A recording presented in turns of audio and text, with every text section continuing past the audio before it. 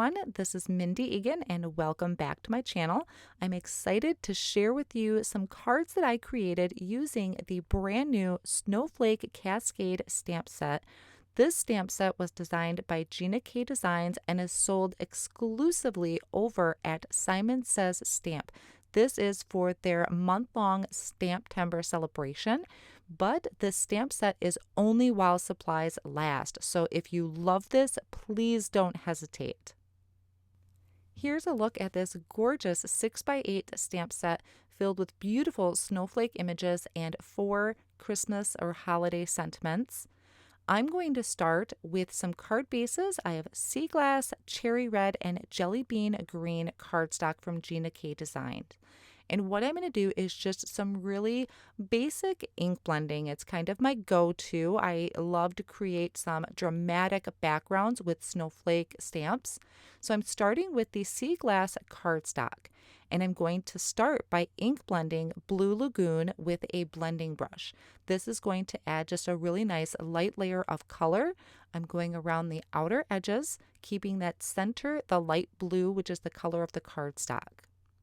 The second color I'm bringing in is going to be Tranquil Teal. So this is a little bit darker of a shade of the ink. And I'm going to go around all of those edges, and I wanted it to be just a little bit more dramatic, so I'm going to bring in the navy, and this is going to really amp up that dramatic background for this. Just keeping it to the very outer edges, and with Gina's inks, they do smooth out as they dry. So once I'm done with the ink blending, I'm going to set it off on the side to dry for a little bit, and these will all smooth out on the backgrounds.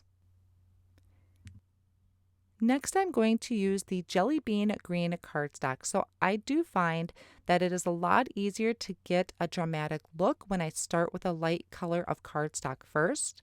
I'm going to start off by ink blending with Fresh Asparagus, and then I will bring in Christmas Pine, and I'm just going to do the outer edges of that. Make sure to keep that inner part of the cardstock clean, or that light green color.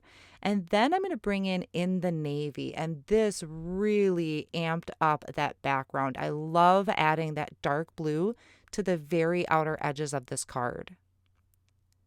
Next, I'll work on the red background, and this one I only used charcoal brown. As an afterthought, I really wish that I would have added maybe a little bit more ink to this, or even a black around the outer edges to really darken it up, but this still creates a very nice background.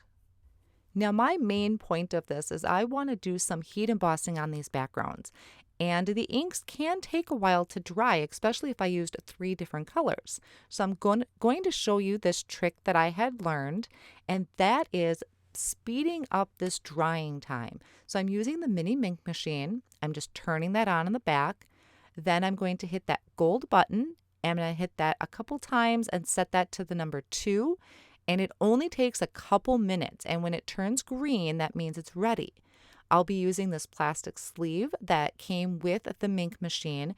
And this is why I'm using it. If I were to heat emboss right now, that embossing powder is going to stick to the backgrounds because it's still very wet, and I am not a patient person, especially when I'm trying to film videos. So this speeds up that drying time, and it does a great job.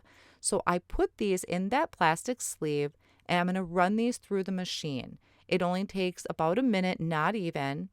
And once I pour that embossing powder on, give this a little test, you can see the embossing powder just slides right off of the background. So I did that for all 3 of my backgrounds.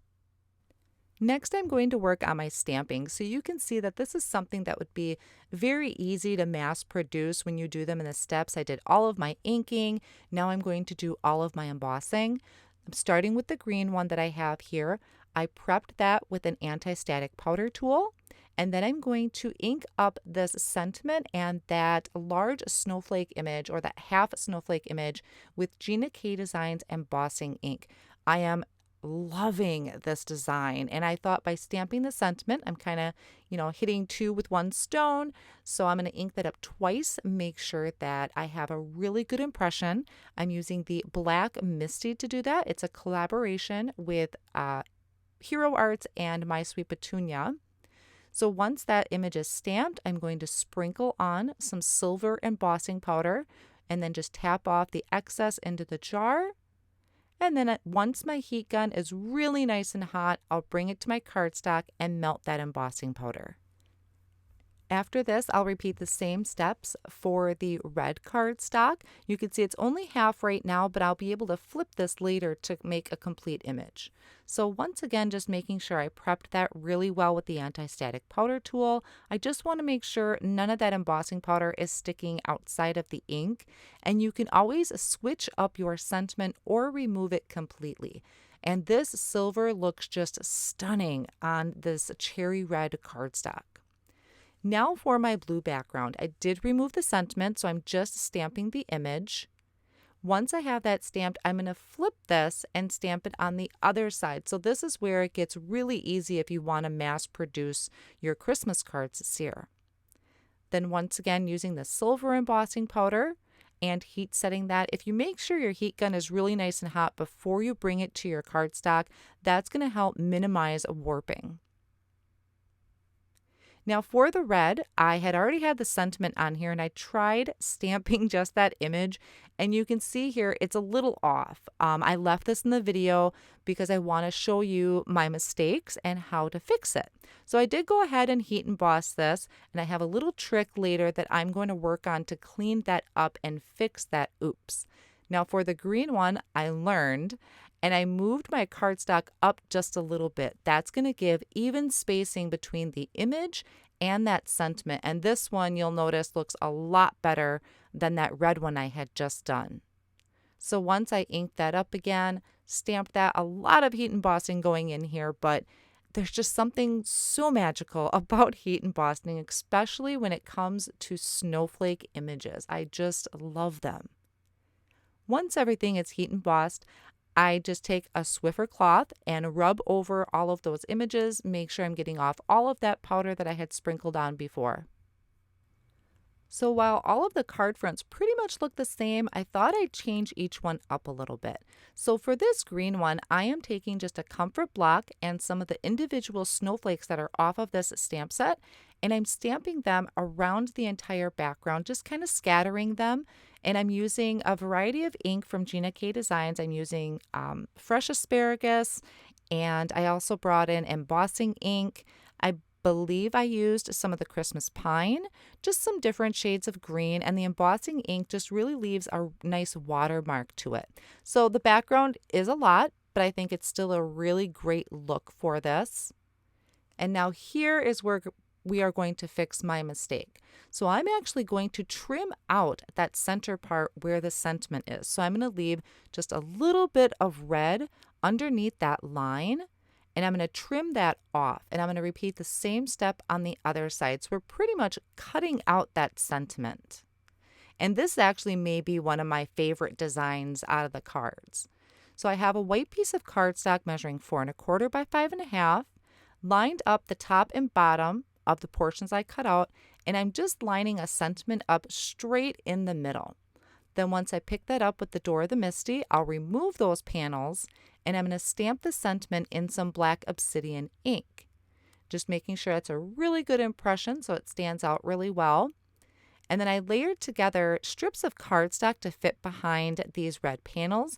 That's going to give this some dimension to the card. You could use foam squares or foam tape, but I just really love the complete coverage I get by using cardstock that's the same size. So after I have that all adhered with the dot runner, I'm going to add one to the top and one to the bottom. And I'll be able to show you here in just a minute that that does give some dimension. And I will be adding these to actual card bases later to help kind of stabilize that centerpiece a little bit. Great design. I'm kind of glad I had that accident. So now here's a look at both of the cards we have so far. There's the green one with kind of the more abstract background with all the snowflakes.